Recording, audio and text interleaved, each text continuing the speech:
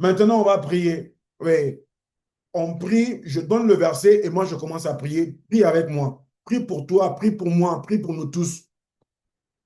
Romains chapitre 8, verset 14 à 16. Romains 8, 14 à 16. Merci Seigneur. Romains 8, 14 à 16. Car tous ceux qui sont conduits par l'Esprit de Dieu sont fils de Dieu.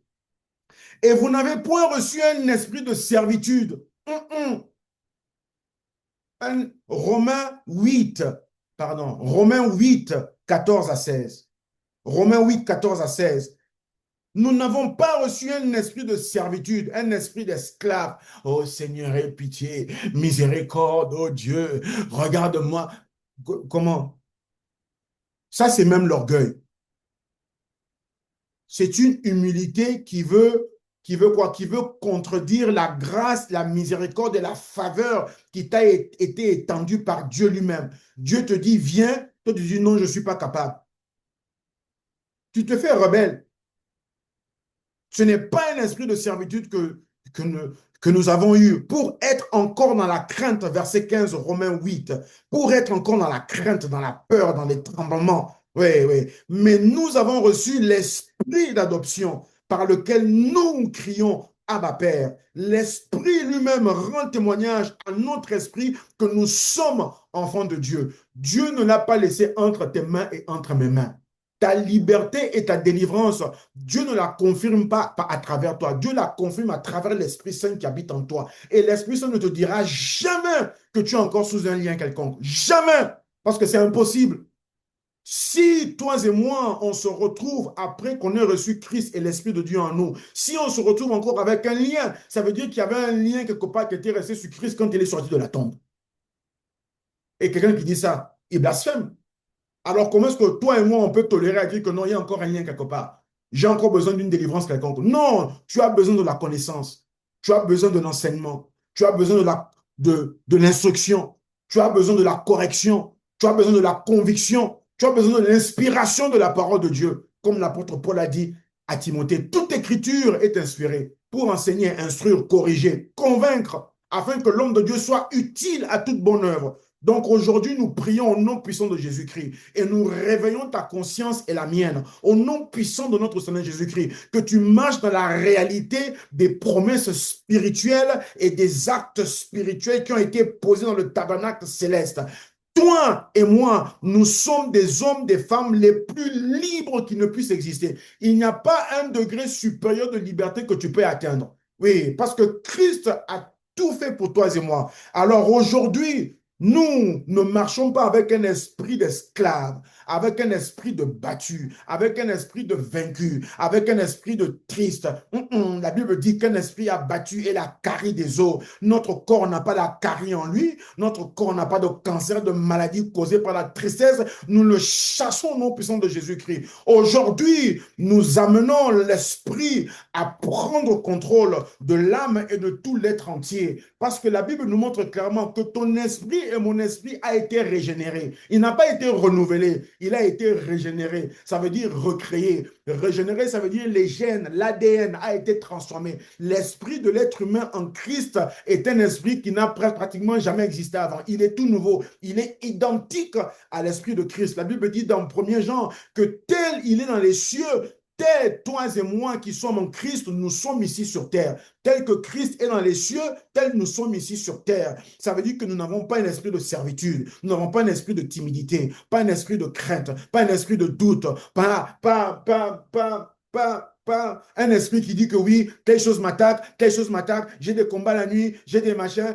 Non, non, non, non. Nous chassons tout cela au nom puissant de Jésus-Christ. Nous marchons dans la vérité de l'œuvre salvatrice de notre Seigneur Jésus-Christ.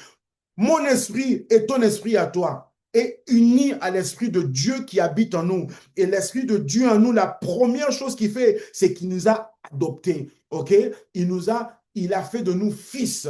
La Bible dit, celui qui n'a pas l'esprit de Dieu n'est pas enfant de Dieu. La Bible dit que ceux qui l'ont cru et qui l'ont reçu, il leur a donné, Jean chapitre 1, il leur a donné le pouvoir de devenir enfants de Dieu. Et ce pouvoir, c'est quand l'Esprit est entré en toi, lors de ta conversion, lorsque tu as donné ta vie à Christ, l'Esprit est entré et instantanément à la vitesse divine et céleste de Dieu. Toi et moi, nous sommes devenus fils. Et quand on est devenu fils, tout ce qui était de la servitude, tout ce qui était de l'esclavage, tout ce qui était de la soumission, tout ce qui était de l'emprise du diable et des ténèbres de la chair, de la convoitise, de la séduction, tout cela a été éliminé complètement, totalement, entièrement de notre esprit. Aujourd'hui, l'Esprit de Dieu nous a d'abord adoptés, il nous a conformés. La Bible nous dit que l'Esprit Saint, c'est lui qui nous a baptisés dans le corps de Christ. Seigneur, nous venons te remercier aujourd'hui parce qu'au nom puissant de notre Seigneur Jésus-Christ, nous ne tolérons aucune parole, aucune pensée, aucun sentiment, aucune chose, aucune personne de venir nous ramener à ce joug ancien, à cette servitude ancienne, à cet esprit abattu, à cet esprit séparé, à cet esprit humilié.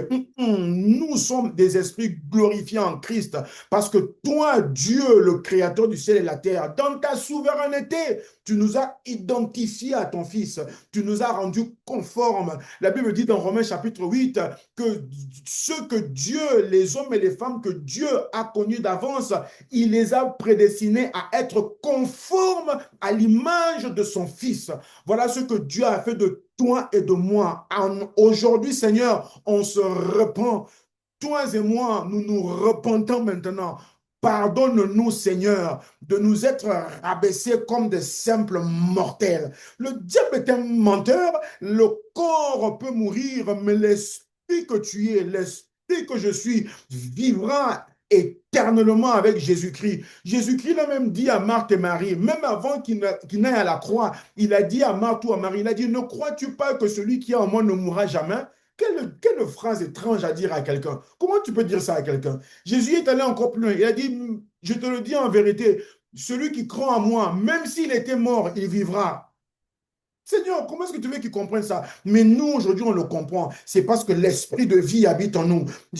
La Bible dit même dans Romains que si l'esprit qui a ressuscité Christ d'entre les morts habite en toi, ce même esprit-là donne la vie à tous les membres de ton corps mortel. C'est pour ça que tu as la bonne santé. C'est pour ça que je suis en forme, que c'est pour ça que je me tiens debout, que je respire, que je parle, malgré tout, malgré moi, au nom puissant de Jésus-Christ. Aujourd'hui, Seigneur, nous nous maintenons à la place où tu nous as mis. Nous sommes esprits adoptés, conformés, accueillis, placés, greffés, instaurés, établis dans la famille de Dieu. Et il n'y a rien ni personne qui nous dira le contraire, qui nous fera croire le contraire, au nom puissant de notre Seigneur et Sauveur Jésus-Christ. La Bible dit, oui, et c'est par cet esprit que nous crions Abba Père. Notre relation avec Dieu, ce n'est pas par nos sentiments, ce n'est pas par les événements, ce n'est pas par les circonstances, ce n'est pas par ce qu'un homme a dit, ce qu'une femme a dit, ce n'est pas parce que j'ai fait le bien aujourd'hui que je me sens proche de Dieu. Ce n'est pas parce que j'ai fait le mal aujourd'hui que je me sens éloigné de Dieu.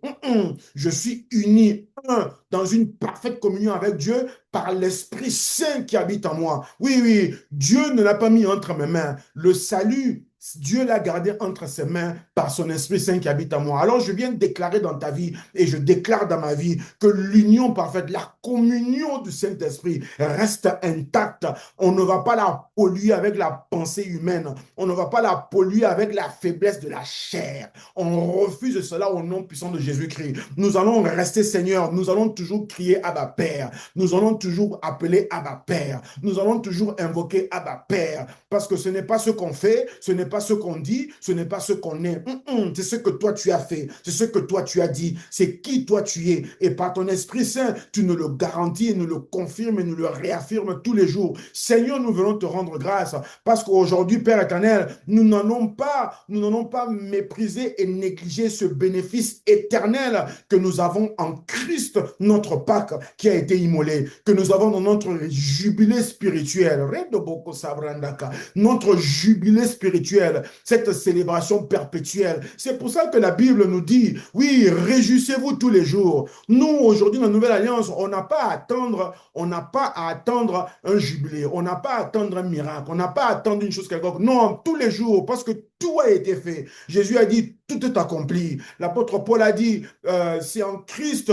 Toutes les promesses de Dieu sont oui et amen en Christ. C'est pour ça que nous aussi, nous répétons, nous répondons le oui et le amen en lui. On se met d'accord avec toi. Oui, mon esprit crie à ma Père. Mon esprit appelle à ma Père. Mon esprit parle à ma Père. Mon esprit écoute à ma Père. Mon esprit suit à ma Père. Et il n'y a rien ni personne qui peut me pousser à faire le contraire. Et troisièmement, la Bible me dit que l'Esprit Saint, c'est lui qui témoigne à mon esprit. Je te remercie, Seigneur. Aujourd'hui, je déclare sur ta vie que tout témoignage que tu as dans ton cœur, tout témoignage que tu as dans tes pensées, dans tes sentiments, dans ton corps, dans ton âme, dans tes projets, dans tes aspirations, tout témoignage, que ce ne soit que le témoignage du Saint-Esprit. Le témoignage de l'homme, nous le bannissons au nom de Jésus-Christ. Le témoignage de la chair, nous le bannissons au nom de Jésus-Christ. Le témoignage du diable, nous le bannissons au nom de Jésus-Christ. Tous les espions, les hommes et les femmes qui semblaient marcher avec toi, qui semblaient être d'accord avec toi, qui semblaient croire avec toi que Dieu fera ceci, que Dieu a promis ceci. Mais quand tu arrives devant ton Jéricho et que Dieu vous envoie pour aller prospecter le pays où coule le lait et le miel, quand Dieu vous envoie et que vous revenez, au lieu qu'ils restent d'accord avec ce que Dieu nous a dit depuis 430 ans quand il a commencé avec Abraham, non, eux commencent à dire le contraire. Ils disent, nous sommes allés à Jéricho, mais les gens qu'on a vus là-bas, ce sont des géants. Personne ne peut les tuer. À nos propres yeux, nous étions comme des sauterelles. Le diable était maintenant, nous bannissons tous ces témoignages-là au nom puissant de Jésus-Christ. C'est qui t'a dit, comme Reine de Kosabrandaka. Oui, oui, oui, oui, nous bannissons tous ces témoignages, à toutes ces voix contraires aux promesses de Dieu. Tous ces sentiments contraires aux promesses de Dieu, toutes ces idées contraires aux promesses de Dieu, nous les bannissons au nom de Jésus-Christ. Nous les taillons en pièces, comme ça dit dans Psaume 118, je crois. Au nom de l'Éternel, on les taille en pièces. On prend l'épée de la parole. C'est pour ça que nous devons connaître la parole, parce que c'est la parole de Dieu. Ce sont les promesses de Dieu, les principes de Dieu. Oui, oui, la volonté de Dieu, le témoignage de Dieu. Voilà ce qu'est notre épée. Et on prend la promesse de Dieu, on taille en pièces tous les témoignages de la chair, on taille en pièces les témoignages de la culture, de la politique, de l'ordre social, de je ne sais quoi, des inégalités quelconques, on les taille en pièces. Au nom puissant de notre Seigneur Jésus-Christ, nous avions marché ensemble, on a cru ensemble, on a prié ensemble, on a jeûné ensemble, on a lu la Bible ensemble, on a attendu ensemble. Et maintenant qu'on arrive devant Jéricho, maintenant que la terre promise est là, eux, ils ne veulent pas croire. Ils disent, nous sommes incapables. Le diable est un menteur. Ils resteront dans le désert. Je déclare sur ta vie que ces personnes-là qui ne veulent pas croire avec toi, eux resteront dans le désert. Ils vont subir le même sort qu'a subi tous ces incrédules d'Israël qui n'ont pas cru en la parole de Dieu lorsqu'il leur a promis la terre promise. Dieu a dit, puisque vous l'avez dit à mes oreilles, puisque vous avez dit que nous sommes comme des sauterelles à nos propres yeux, puisque vous avez dit que nous allons mourir dans ce désert, eh bien, vous allez mourir dans ce désert. Ça ne sera pas ton cas au nom de Jésus-Christ. Toi, tu es un Caleb. Toi, tu es un Josué. Toi, tu vas continuer, tu vas entrer, tu vas posséder, tu vas t'établir dans ce que Dieu t'a promis depuis toute éternité au nom de Jésus-Christ. Parce que tu crois au témoignage du Saint-Esprit dans ton cœur. Parce que tu crois au témoignage que la parole de Dieu te donne. Les circonstances de la vie, oh la réalité du pays, oh la réalité de la vie actuelle, oh le prix d'achat, oh aussi non pas le prix d'achat, oh le pouvoir d'achat, oh les salaires, comment ça s'appelle? L'inflation, oh ceci, oh cela. Non, tous vos principes et tout machin, ça ne va absolument rien dire pour Dieu. L'économie est basée sur des choses qui ne sont même pas le papier qu'on appelle argent. L'économie est basée sur les minéraux, sur les richesses naturelles.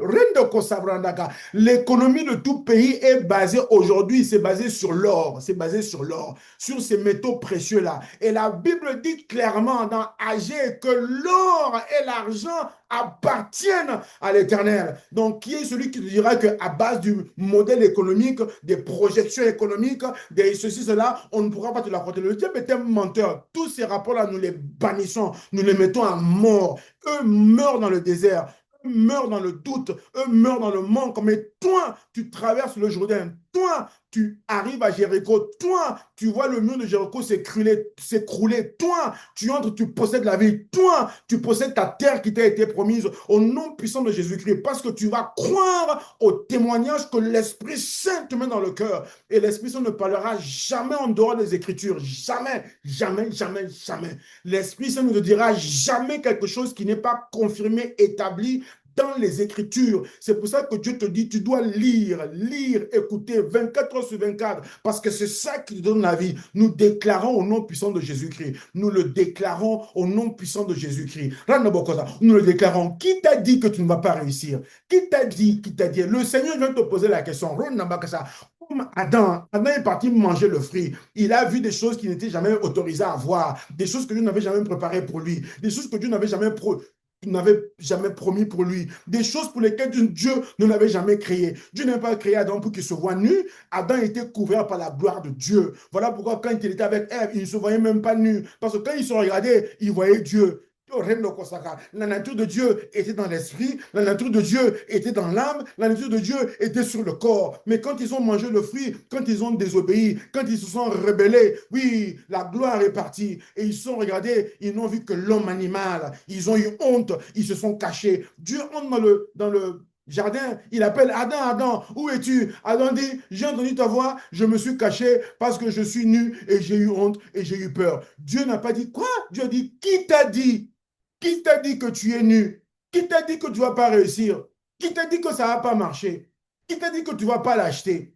Qui t'a dit que tu ne l'auras pas? Qui t'a dit que tu ne le produiras pas? Qui t'a dit que tu ne seras pas en bonne santé? Qui t'a dit que cette maladie n'est pas déjà partie? Qui t'a dit ça? Qui? Dieu te demande, qui t'a dit ça? Donc tu veux faire de cette parole-là plus grande que le témoignage de mon Esprit Saint qui habite en toi? Nous bannissons son nom de Jésus-Christ. Nous l'anéantissons au nom de Jésus-Christ. Le témoignage de Christ, de la parole de Dieu, de la prophétie de Dieu.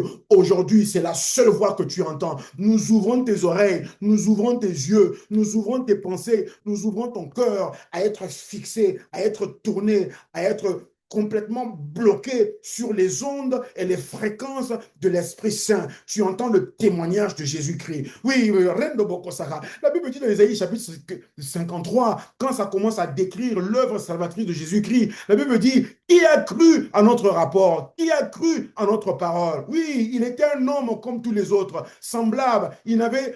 Personne n'avait d'égard pour lui. Qui a cru? Mais toi, tu vas croire au nom de Jésus-Christ. Quand Dieu te l'annonce, tu crois. Ce que Dieu t'a annoncé, tu le crois et tu le possèdes au nom puissant de notre Seigneur et Sauveur Jésus-Christ, parce que tu es un esprit adopté, parce que tu es un fils, parce que tu es un héritier, parce que tu es adopté, parce que tu es fils, parce que tu es héritier. Tu n'es pas malade, tu n'es pas sous le joug, tu n'es pas contrôlé, tu n'as pas besoin de délivrance. Le diable est un menteur. Tu n'as pas besoin de délivrance, tu as besoin de connaissance.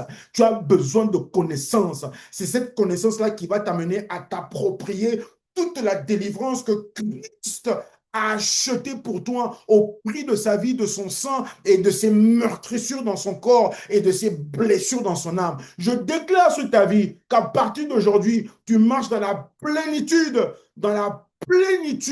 de la liberté et la délivrance que Christ, notre Pâtre, a obtenu pour nous. Ça veut dire quoi? Premièrement, et on termine dans les quelques minutes. Premièrement, Éphésiens chapitre 2, versets 6 à 7. Éphésiens 2, 6 à 7. Éphésiens 2, 6 à 7. Il nous a ressuscités ensemble avec lui et il nous a fait asseoir ensemble avec lui dans les lieux célestes, hein, oui, en Jésus-Christ, afin de montrer dans les siècles à venir, l'infinie richesse de sa grâce par sa bonté envers nous en Jésus-Christ. Éphésiens 2, 6 à 7. Dieu te dit, toi qui es adopté par l'Esprit Saint, toi qui es fils par l'Esprit Saint, toi qui es héritier de Dieu et co-héritier de Christ par l'Esprit Saint, voici ta position. Voici la position où tu dois rester dans tes pensées, dans tes sentiments, dans ton corps, dans tes envies, dans tes aspirations, dans tes projets, dans ton travail, dans ton sommeil, dans ton réveil. Voici la position que tu dois maintenir. tous les jours. Oui, c'est que Dieu te dit que, premièrement, tu es ressuscité. Ça veut dire que la mort n'a plus le pouvoir sur toi. Ça veut dire que le péché n'a plus le pouvoir sur toi. Ça veut dire que la chair n'a plus le pouvoir sur toi. Ça veut dire que la convoitise, la séduction n'a plus le pouvoir sur toi. Qu'est-ce que le diable va venir faire? Qu'est-ce qu'il va t'accorder?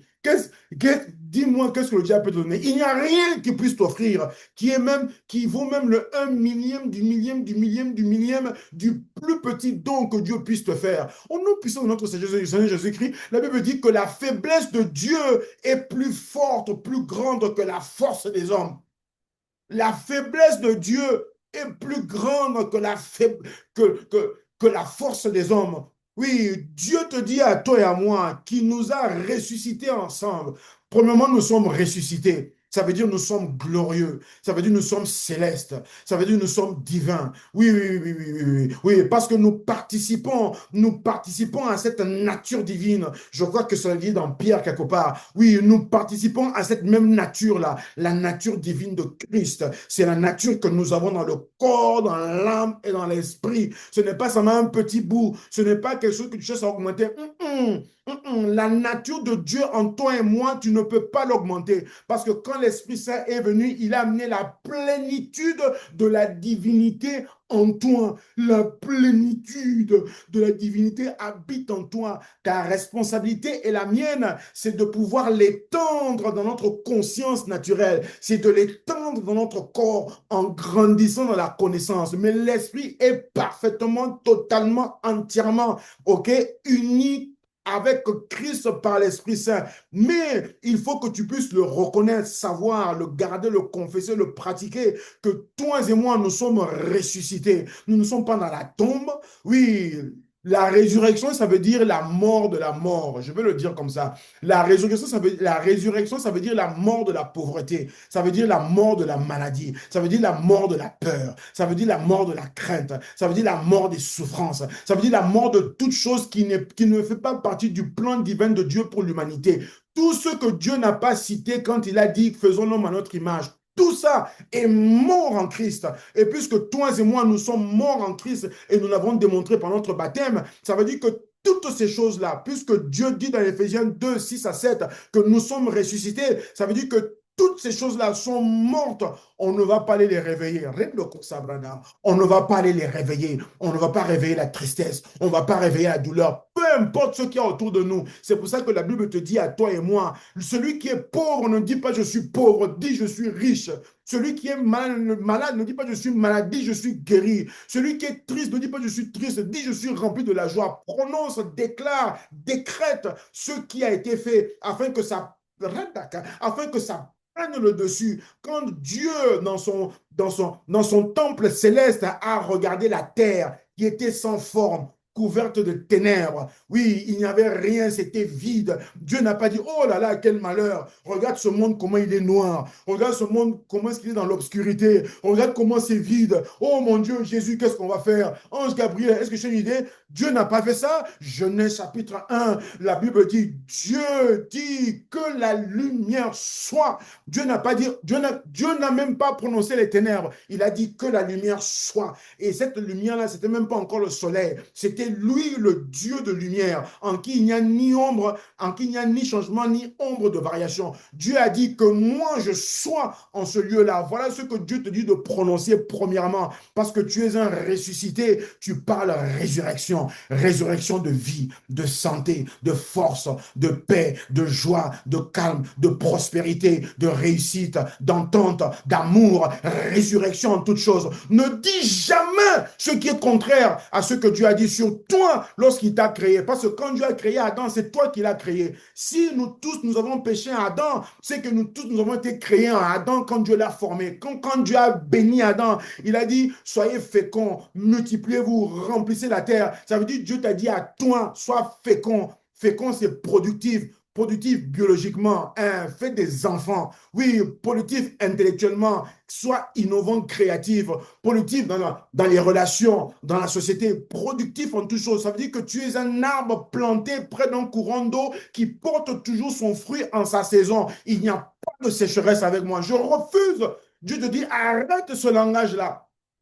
Ça peut faire plaisir à la chair, ça peut faire plaisir aux hommes, ça peut faire plaisir au monde, mais c'est en train de détruire la Pâque que Jésus-Christ a obtenue pour toi par sa mort, son enterrement et sa résurrection. Aujourd'hui, toi et moi, nous vivons comme des ressuscités. Ça veut dire des hommes glorieux célestes. Oui, parce que Dieu t'a dit, qui t'a dit que tu ne vas pas réussir? C'est pas moi Dieu qui t'a dit ça. C'est pas l'Esprit Saint qui t'a dit ça. Ce n'est même pas un ange qui est venu te dire ça. Qui t'a dit? Qui t'a dit? Nous bannissons cette parole au nom puissant de Jésus-Christ. Aujourd'hui, toi et moi, nous disons nous sommes des ressuscités. Comme Christ, nous sommes ressuscités à la vie, à la paix, au règne, à la gloire, à la puissance, au nom puissant de Jésus-Christ. Voilà ce que tu as, voilà ce que tu le dis tous les jours, dans les choses les plus petites et les choses les plus grandes. Ne te laisse jamais. Dieu a dit, vous serez jugés pour toute parole qui sera de la bouche. C'est par ta parole que tu seras justifié, c'est par ta parole que tu seras condamné. Ça veut dire aussi que c'est par ta parole que la promesse de Dieu arrive à s'accomplir dans ta vie. Aujourd'hui, toi et moi, on se met d'accord. On dit oui, amen, Seigneur. Oui, je ne dirai jamais ce que je subis, je dirai toujours ce que Dieu a promis. Rien de beau que ça. Je ne dirai jamais ce que je subis, mais je dirai toujours ce que Dieu a promis. Parce que comme Dieu avait parlé sur la terre qui était vide, obscure, sans forme, comme il a dit que la lumière soit et qu'il a créé ce monde, cet univers qui est extraordinaire, de même toi qui es fils de Dieu, créé à son image et selon sa ressemblance, il a mis le pouvoir de la vie et la mort dans ta bouche, sur ta langue. Et puisque tu es en parfaite union avec l'Esprit Saint, l'Esprit de vie lui-même, l'Esprit qui était la création, il est en train de tourner dans ta vie, il est en train de tourner, il est en train de se mouver dans ton corps, dans ta vie, dans tes pensées, dans tes situations. L'Esprit Saint se mouve, il attend que tu parles, mais ne parle pas comme un homme, ne parle pas comme un simple mortel. Je crois que c'est dans Psaume 80 quelque chose qui dit que oui, Dieu nous a fait un petit peu inférieurs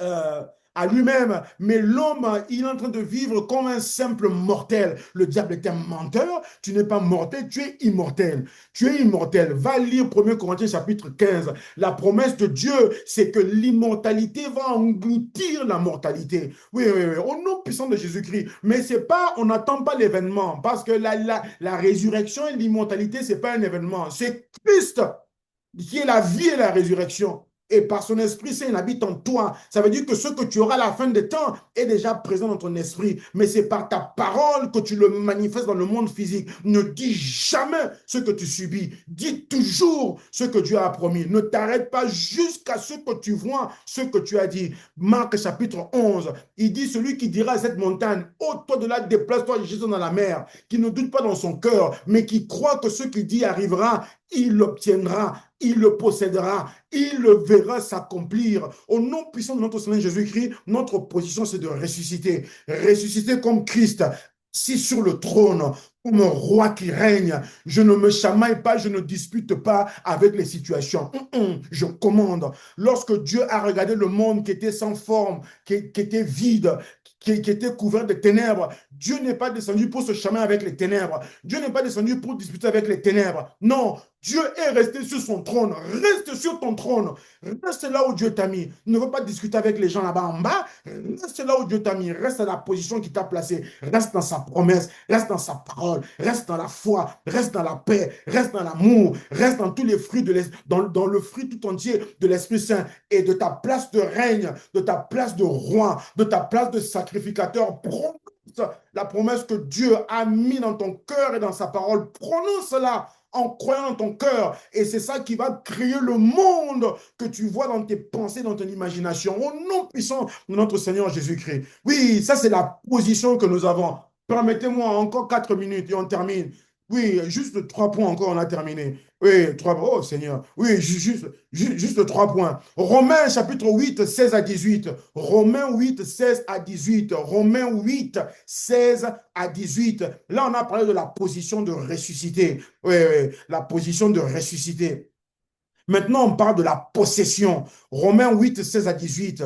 Romains 8, 16 à 18. L'Esprit lui-même rend témoignage à notre esprit que nous sommes enfants de Dieu. Or, si nous sommes enfants de Dieu, c'est que nous sommes aussi héritiers de Dieu. co-héritiers de Christ, si toutefois nous souffrons avec lui, ça veut dire si toutefois nous l'obéissons, si toutefois nous le suivons, si toutefois nous le croyons, si toutefois nous nous soumettons à lui, c'est ça mourir en Christ, c'est ça souffrir avec Christ. Souffrir avec Christ, souffrir pour Christ, ce n'est pas être pauvre. Le diable est un menteur. Ça, c'est un mensonge du diable. Souffrir pour Christ, ce n'est pas être pauvre. Souffrir pour Christ, je vais te donner un exemple. Souffrir pour Christ, c'est quand tu as une villa de 45 chambres. Tu as un lit qui a été fabriqué dans je ne sais quelle île avec je ne sais quel bois. Mais Dieu te dit, tu ne te coucheras pas sur ton lit pendant 4 jours. Tu te coucheras par terre, tu prieras pour ton pire ennemi là, afin que je puisse le sauver. Ça, c'est souffrir pour Christ. Souffrir pour Christ, c'est dire non à la richesse afin d'aller prier et sauver l'âme qui est perdue. C'est ça la souffrance pour Christ. C'est ça la souffrance que Christ a eue. Oui, la Bible dit, Christ,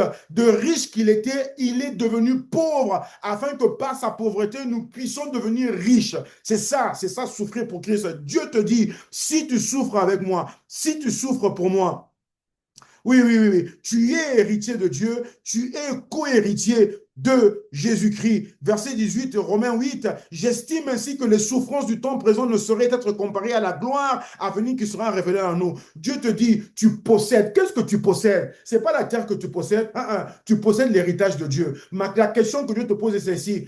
À ton avis, qu'est-ce que Dieu possède? Quelle est la totalité de la richesse de Dieu? Est-ce que tu peux estimer sa valeur, sa quantité? Quelle est la totalité de la richesse de Dieu? La Bible te dit dans Romains chapitre 8, c'est toi qui es héritier. Ce n'est pas Gabriel, ce n'est pas l'ange Gabriel, ce n'est pas l'ange Michael, ce n'est pas les chérubins, ce n'est pas les séraphins, ce n'est pas les je ne sais qui d'autre là. C'est toi et moi. Dieu dit, Dieu, Christ, notre Pâque, a été immolé pour faire de toi et moi héritiers de Dieu. Oui, oui, oui. Ceux qui sont mandatés, ordonnés, appelés, créés, établis pour manifester la nature et la capacité et la richesse de Dieu dans tous les domaines. Dieu te dit, c'est ça qui t'a donné comme un héritage. Comme un héritage. Oh Seigneur, aujourd'hui nous le déclarons au nom de Jésus-Christ. Nous sommes riches, riches au-delà de toute pensée, riches en paroles, riches en amour, riches en patience, riches en argent, riches en idées, riches en concepts, riches en créativité, riches en relations familiales. La richesse s'étend partout. Ce qui a été le témoignage pour le roi Salomon, ce qui a été le témoignage pour Abraham, la Bible dit qu'Abraham était béni en toutes choses. Béni, béni, riche en toutes choses. Mais pour toi, c'est encore plus. C'est au-delà, c'est infiniment au-delà de tout ce que Abraham a eu. C'est infiniment au-delà de tout ce que Moïse a eu. C'est infiniment au-delà de tout ce que David a eu. Mais ce qui peut nous manquer aujourd'hui, c'est la connaissance, c'est la foi, c'est la soumission, c'est la ténacité, c'est la persévérance, c'est croire, c'est s'opposer aux choses de ce monde qui cherchent à te faire taire, qui cherchent à mettre un esprit timide, à dire non, ne dis pas ça, ne pense pas trop, faut pas pour éviter les déceptions. Non, non, toi et moi, nous sommes les Caleb. Oui, même à un âge avancé, même quand les situations semblent être désespérées, nous allons toujours dire, moi je prends la montagne qui est là-bas. Reine de Boko Sakaba, Dieu t'appelle, prends la richesse que j'ai mis pour toi là-bas. Ne te contente pas des petites miettes. Le diable est menteur. Contente-toi des grandes choses que Dieu a mis dans ton cœur. Le rêve que Dieu met dans ton cœur va toujours dépasser ton intelligence. Le rêve de Dieu pour toi dépasse ton intelligence, ta connaissance, tes capacités, ça dépasse tout le monde. Ce rêve, on te traitera de fou. Jésus-Christ a toujours parlé du rêve, si tu veux, je peux le dire ainsi, que Dieu a mis en lui. C'était qu'il donnera sa vie, qu'il mourra et qu'il ressuscitera. On a dit qu'il est fou. Il y a eu même un moment où Marie, la mère de Jésus, la mère du corps, et ses frères sont partis le chercher parce qu'ils ont dit, ce gars-là, il est devenu fou. Sa tête-là, ça ne va pas. Il raconte des choses qui n'ont pas de sens. Oui, Dieu te dit, c'est ça que tu dois croire. Parce que c'est ça que j'ai mis en toi. Toute autre chose, tu es en train d'agir en dessous de la valeur et de la capacité que moi, Dieu, j'ai mis en toi par Christ, ta Pâque qui a été immolée. Tu possèdes l'héritage du Dieu créateur du ciel et la terre. Qu'est-ce que tu en fais aujourd'hui? Lève-toi et manifeste-le. Souffre avec Dieu. Crois quand personne ne va croire. Obéis quand personne n'obéit. Suis quand tout le monde abandonne. Poursuis quand tout le monde est désespéré, attristé. Et voilà. Continue, persévère avec patience, cours avec patience, reste plante, obéis, continue. C'est ça que Dieu te dit. C'est comme ça que tu produiras. C'est comme ça que tu manifesteras. Oui, la Bible dit dans Galate quelque part que le Fils, le Fils, même l'héritier, s'il est encore enfant, il n'est pas différent d'un serviteur. Parce qu'on ne peut pas leur remettre l'héritage, puisqu'il est encore enfant. Il doit grandir, il doit mûrir, il doit développer son discernement, sa capacité à juger, sa capacité à comprendre, à agir, à croire, à affronter, à confronter, à réussir, à combattre, à prendre des territoires. Tu dois le développer parce que c'est au fils que l'héritage est donné. L'héritage n'est pas donné à un enfant. L'héritage n'est pas donné à un enfant. L'héritage est donné à un fils, ça veut dire une personne qui est mature, qui a grandi, qui a traversé toutes les étapes de croissance. Oui, Dieu te dit, tu dois grandir, mûrir dans sa parole, connaître sa parole, la répéter, la croire. Oui, oui, oui, oui, oui, oui, oui, oui, oui. Tu dois devenir ce que ça dit dans Zacharie, tu dois devenir un esclave, un prisonnier de l'espoir. Tu dois croire en Dieu malgré tout, malgré toi. Tu dois croire. C'est comme ça que l'héritage de Dieu se manifeste dans ta vie, dans tous les domaines. C'est ça, souffrir avec Dieu. C'est ça, souffrir pour Christ. C'est être sur la croix, mais savoir que je dois mourir pour eux et troisième jour, je vais ressusciter. La même personne qui m'insulte là, c'est peut-être lui la première que je vais sauver à la Pentecôte. C'est ça à croire. C'est être comme Jésus-Christ à la croix, mais avoir les yeux fixés sur la joie qui est placée devant lui. Et pour cette joie, pour cela, il supporte l'ignominie de la croix, la honte extrême. Oui, ne pas avoir peur d'avoir honte, de croire, de faire l'impossible, de faire ce qui semble être idiot aux yeux du monde. Oui, mais la sagesse de Dieu est folie pour les hommes.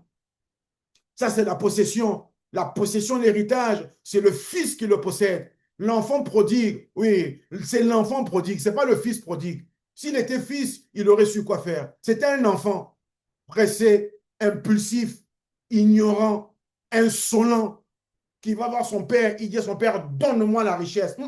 Le même passage dans Galates, je crois que c'est dans Galates 3, 14, ça dit que l'enfant reste enfant et le père établit des administrateurs et des tuteurs pour former l'enfant afin de l'amener à la maturité jusqu'au jour où le père a fixé afin de lui remettre l'héritage. C'est Dieu qui te le donne quand tu atteins la maturité qu'il faut pour savoir comment gérer. Toi et moi, nous grandissons. Toi et moi, nous souffrons pour Christ. Souffrir, c'est croire. Souffrir, c'est espérer. Souffrir, c'est travailler. Souffrir, c'est aimer. Souffrir, c'est donner. Souffrir, c'est sourire. Souffrir, c'est garder la joie. Souffrir, c'est résister à l'ennemi. Résister à la tristesse, à la peur, à la crainte, au doute, à l'hésitation. Rester ferme dans ce que Dieu a dit. C'est souffrir et tu porteras ton fruit au nom puissant de notre Seigneur Jésus-Christ. Dieu lui-même te rendra l'héritage parce que tu auras prouvé ta maturité en Christ et ta capacité à gérer, à multiplier ce que Dieu met entre tes mains. Reste dans l'espoir, sois prisonnier de l'espoir, ne cesse jamais d'espérer ni de croire. Et le troisième aspect que Dieu nous donne en tant que fils et héritier, Acte chapitre 1, verset 4 à 8, et on a terminé. Oui, Acte 1, 4 à 8. Acte 1, 4 à 8. Acte des apôtres, chapitre 1, verset 4 à 8. Comme il se trouvait encore avec eux, il leur recommandait de ne pas s'éloigner de Jérusalem. Acte 1, 4 à 8. Mais d'attendre ce que le Père avait promis, ce que je vous ai annoncé, leur dit-il, car Jean a baptisé d'eau, mais vous, dans peu de jours, dans peu de jours, dans peu de jours, vous serez baptisés du Saint-Esprit. Alors les apôtres réunis lui demandèrent, Seigneur, est-ce en ce temps que tu rétabliras le royaume d'Israël? Il leur répondit, ce n'est pas à vous de connaître le temps ou le moment que le Père a fixé de sa propre autorité. Mais vous, arrête d'être préoccupé par les choses du monde, par les pouvoirs, par les grades. Je voulais la promotion, ils ne m'ont pas donné. C'est ça que les disciples demandaient. Ils disaient le royaume, là, pour eux, c'était le royaume qui vient chasser les Romains. C'est à ça qu'eux pensaient. Dieu a dit, il y aura un jour où Christ reviendra pour régner sur terre. Mais ce n'est ni à vous, ce n'est pas à vous de le connaître. Il n'y a que le Père qui sait ça. Mais ce n'est pas ça qui est important. Il dit pour vous. Voilà ce qui est important pour toi.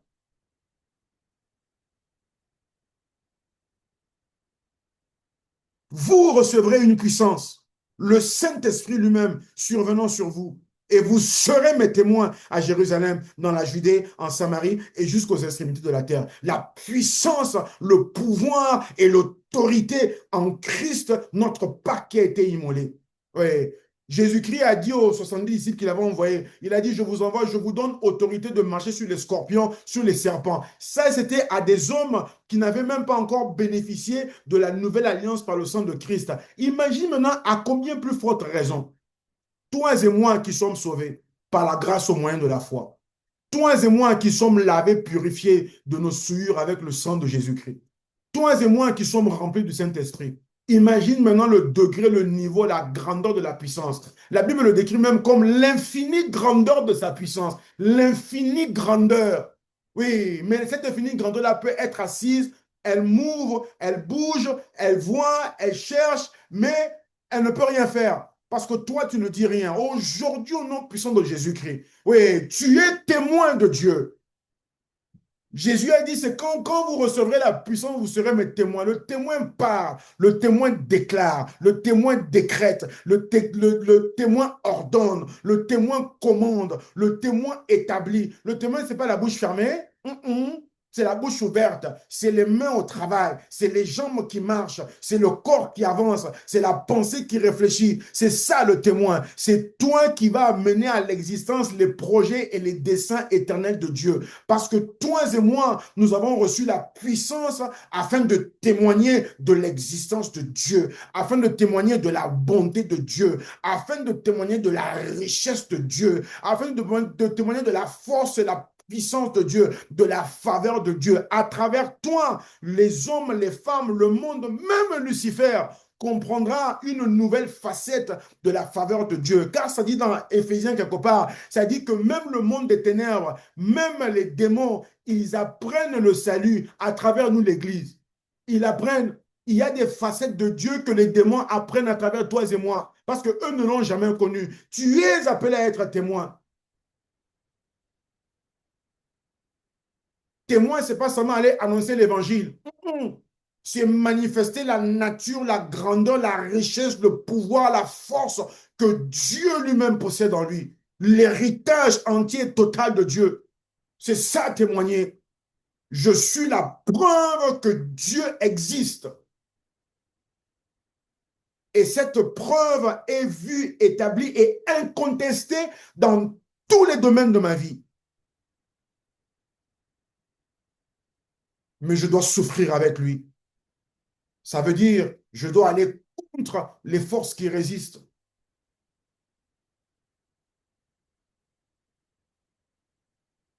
Les dominations, les princes de ce monde de ténèbres, les autorités et les esprits impurs dans les lieux célestes. Je dois entrer, prendre le territoire. Là où Dieu t'envoie, il t'envoie pour prendre le territoire, pas pour aller faire le timide. Et tu prends le territoire, ce n'est pas en criant, tu prends, tu possèdes. Jésus-Christ a racheté, ce n'était pas en faisant du bruit, c'est par la croix. Mm. C'est ça que Dieu t'appelle à faire. C'est ça le jubilé du chrétien. Ce sont là les bénéfices de la Pâque qui est Christ, notre Seigneur, qui a été immolé. C'est ça notre sabbat. C'est ça notre repos. Et je prie que toi et moi, nous le manifestions pleinement. Maintenant et pour toujours. Au nom puissant de Jésus-Christ. Seigneur, nous te rendons grâce. Père, nous te bénissons pour, euh, pour l'inspiration de ta parole, l'instruction de ta parole, la correction de ta parole, la direction de ta parole.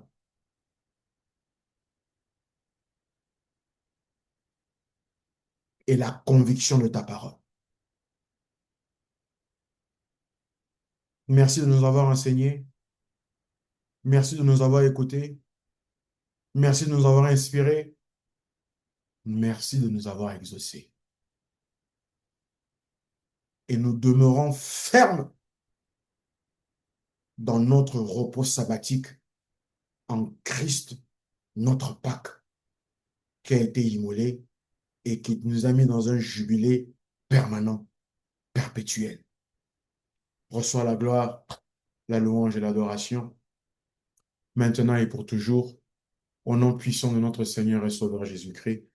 Amen, amen, amen et amen.